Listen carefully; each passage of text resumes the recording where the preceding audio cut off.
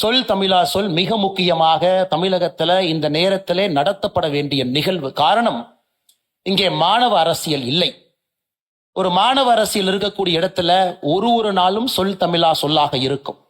கல்லூரியில் ஆக்ரோஷமா பேசுவாங்க. ஒரு மாணவர் சங்க தேர்தல் நடக்கும் பொழுது ஆக்ரோஷமாக இருக்கும். அங்கிருந்து அடுத்த கட்ட தலைவர்கள் கிடைப்பாங்க. அரசியலுக்கு மட்டும் இல்லை, அரசியல் என்பது ஒரு பரிணாமம். அவர்கள் எந்த துறைக்கு சென்றாலும் கூட அந்த மாணவ பருவத்துல, குறிப்பாக கல்லூரிகள்ல மிகச் சிறப்பாக பேசக்கூடியவர்கள், ஆர்குமெண்டேட்டிவ், தான் சொல்லக்கூடிய கருத்தை வலிமையாக சொல்லக்கூடியவர்களை ஒரு கல்லூரி தயார் செய்து வெளியே அனுப்பும். ஆனா நம்முடைய சாபக்கேடு, என்னை கல்லூரிகள்ல அரசியல் என்கின்ற வார்த்தை தவறாக போய் அது உச்சநீதிமன்றத்தில் James Michael Lyngdoh, JM Lyngdoh அவர்கள் தலைமையில போட்டிருக்கக்கூடிய கமிட்டியினுடைய ரிப்போர்ட், அதன் அடிப்படையில் இந்திய பல்கலைக்கழகத்துல கல்லூரிகள்ல மாணவ அரசியல் என்பது கடுமையாக ஒரு நெருக்கடியில் நின்று கொண்டிருக்கிறது. அப்ப மாணவங்களுக்கு பேசுவதற்கான மேடை எங்க இருக்கு, வாய்ப்பு எங்க இருக்கு, எங்கே வந்து அவருடைய கருத்தை ஆணித்தரமாக அவர்கள் பதிவு செய்ய முடியும்? இன்னைக்கு ஒரு பெரிய மாமன்றத்தை நம்முடைய SRM குழுமம் உங்களுக்காக ஏற்படுத்தி இருக்கின்றார்கள். இந்த சொல் தமிழா சொல் என்பது எல்லாத்தையும் தாண்டி தமிழகத்தினுடைய அரசியலாக இருக்கட்டும், தமிழகத்தினுடைய அடுத்த கட்ட தலைவர்களாக இருக்கட்டும், பேச்சாளராக இருக்கட்டும், எல்லோரையும் அடையாளம் காட்டக்கூடிய மேடையாக மாறி இருக்கிறது. இது முதல் ஆண்டு இப்படிப்பட்ட ஒரு முயற்சி எடுத்திருக்கின்றார்கள். நிச்சயமாக வருகின்ற காலத்தில் இது இன்னும் பெரிய ஆலமரமாக வரணும். அந்த 2000 என்பது 20,000 வரணும். சுருக்கமா சில பேர் பேசினாங்க, சில இடத்துல பெருசா பேசினாங்க. பேச்சை பொறுத்தவரை எப்பொழுதும் நான் அடிக்கடி சொல்லுவது, நான் கற்றிருப்பது, நான் படித்திருப்பது, ஈத்தோஸ், பேத்தோஸ், லோகோஸ் என்கின்ற 3 வார்த்தையை நம்ம சொல்லுவோம். இது கிரீக் நாடுகளிலிருந்து வரக்கூடிய ஒரு பேச்சு எப்படி இருக்க வேண்டும் என்பதற்கான அடிப்படை இலக்கணம். ஈத்தோஸ் என்கின்ற வார்த்தை என்ன சொல்லுது? யாரு பேசுறாங்க, அது ஈத்தோஸ் என்கின்ற வார்த்தைக்கான அர்த்தம். அப்ப அண்ணன் சீமான் அவர்கள் பேசுறாரா, இல்ல ஒரு மருத்துவர் பேசுறாரா, இல்ல ஒரு விஞ்ஞானி பேசுறாரா, யாரு பேசுறாங்க, யாரு பேசுறாங்க என்பதற்காகவே அந்த பேச்சுக்கு ஒரு சிறப்பு இருக்கும். ஈத்தோஸ். அடுத்து பேத்தோஸ் என்று சொல்லுகின்றோம். அது எந்த அளவுக்கு ஆணித்தரமாக எமோஷனலா பேசுறான், அந்த பேச்சாளரோடு நாம் கலந்திருக்கின்றோமா, அந்த பேச்சோடு நயத்தோடு நாம் ஒன்று இருக்கின்றோமா, எமோஷனல் அப்பீல் என்று சொல்லுகின்றோம்.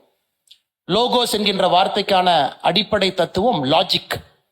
அந்த பேச்சுல உணர்ச்சி மட்டுமல்ல, அந்த பேச்சுல ஒரு அடிப்படை தன்மை, நண்பகத்தன்மை இருக்கா? அப்படி ஒரு பேச்சில் இருக்கக்கூடிய 3 விஷயங்களை ஸ்பீச் ஆஃப் அ கிராமர் என்று சொல்லுகின்றோம். Ethos, pathos and logos. இது போன்ற மேடைகள்ல உங்களுக்கு வெறும் 4 நிமிடங்கள் 5 நிமிடங்கள் மட்டும் கிடைக்கும் பொழுது உங்களுடைய மூளை மிக வேகமாக வேலை செய்யும். அந்த தலைப்பை எடுக்கணும், எங்கேயோ படிச்சதெல்லாம் தலைப்புக்கு கரெக்ட் பண்ணணும், அதை பிரசன்ட் பண்ணணும், அதை நீங்க டிஃபெண்ட் பண்ணணும். அதனால்தான் எப்பொழுதுமே இந்த சிறிய பேச்சுக்களை பொறுத்தவரை ஒரு மனிதனை முழுமையாக அது சோதனை செய்யும். பெரிய பேச்சுக்களா இருந்தா நீங்க எங்கெங்கேயோ போகலாம், டெல்லி போகலாம், கல்கட்டா போகலாம், சுத்தி வரலாம், ஃபைனலா இந்த இடத்துக்கு வந்துடலாம். ஆனா அந்த சிறிய பேச்சுக்கள் 5 நிமிடம் 6 நிமிடத்துல பேசுங்கன்னு சொல்லும் பொழுது ஒரு பேச்சாளனுடைய முழுமையான தன்மை வெளியே வந்துடும். அப்ரஹாம் லிங்கன் எத்தனையோ பேச்சுக்கள் பேசியிருந்தாலும் கூட அவருடைய பேச்சுக்கள்ல மிகச் சிறந்தது, அமெரிக்காவை புரட்டி போட்டது 1863 கெட்டிஸ்பர்க் என்கின்ற இடத்துல அவர் கொடுத்த பேச்சு, கெட்டிஸ்பர்க் அட்ரஸ். எல்லாரும் நினைப்பாங்க, அப்ரஹாம் லிங்கனுடைய கெட்டிஸ்பர்க் ஸ்பீச் என்பது பெருசா இருக்கும் அப்படின்னு. வெறும் 271 வார்த்தைகள், only 271 words. யாருக்காவது ஆர்வம் இருந்தா இன்னைக்கு நீங்க அந்த பேச்சு எடுத்து பார்க்கணும். எப்படி ஒரு பேச்சை ஒரு மனிதனால் கன்ஸ்ட்ரக்ட் பண்ண முடியும்? வெறும் 271 வார்த்தைகள்ல எப்படி நம்மை கட்டி போட முடியும்? 271 வார்த்தைகள்ல ஈத்தோஸ் இருக்கு, பேத்தோஸ் இருக்கு, லோகோஸ் இருக்கு, 3ம் இருக்கிறது. குறிப்பாக அமெரிக்காவில் நடந்த சிவில் வார நிறைவுக்கு கொண்டு வந்த ஒரு முக்கிய பேச்சாக அந்த பேச்சை பார்க்கிறோம். அதே போல எல்லோருக்குமே தனிப்பட்ட முறையில் ஒரு பேச்சாளரை பிடிக்கும், சில பேச்சுக்களை பிடிக்கும்.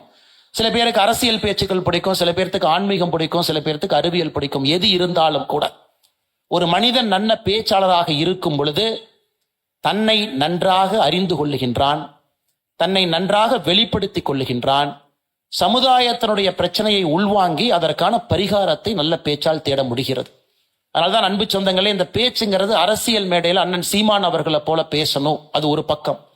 அதை தாண்டி நீங்க சாதாரண ஒரு நிறுவனம் நடத்தினாலும் கூட 4 பேர் அதில் பணியாளர்களாக இருந்தாலும் கூட அவங்க கிட்ட எப்படி பேசணும், எவ்வளவு தன்மையாக பண்பாக பேச வேண்டும், அது ஒரு பேச்சாளர் இருந்து வரும். ஒரு பெரிய நிறுவனத்துல நீங்க இருக்கிறீங்க. இன்னைக்கு ஹார்வர்ட் பல்கலைக்கழகம் சொல்லுது, ஒரு கம்பெனியினுடைய நிறுவனராக உயர் பொறுப்புல நீங்க இருக்கிறீங்கன்னா 70% இஸ் யுவர் சோஷியல் ஸ்கில்ஸ். வெறும் 30% மட்டும்தான் டெக்னிக்கல் ஸ்கில்ஸ்.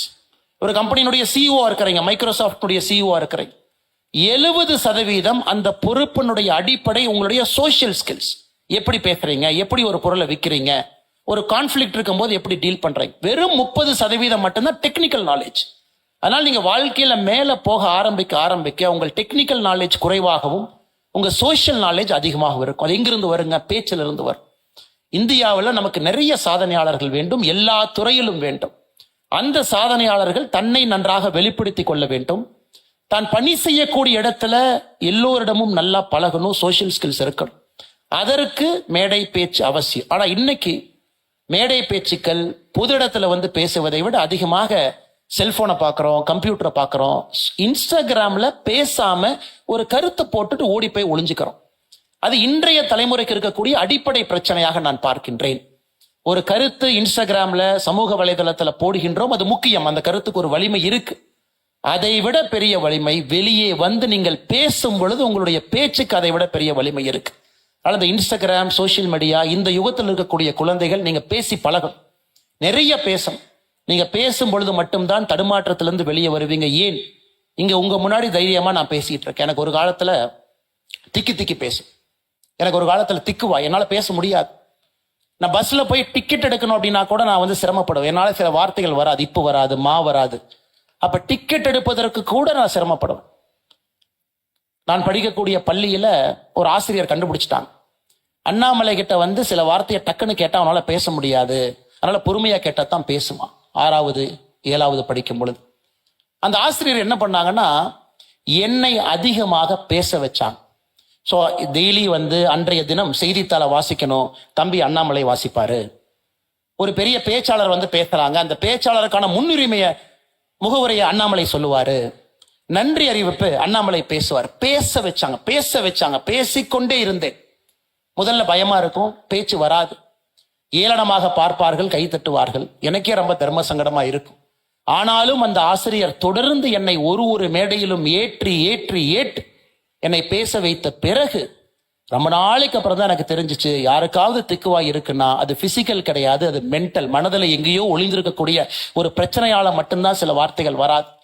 ஆனால் நீங்கள் எங்கிருந்தாலும் எப்படிப்பட்ட மனிதர்களாக இருந்தாலும் பேசுங்கள், பேசிக்கொண்டே இருங்கள்.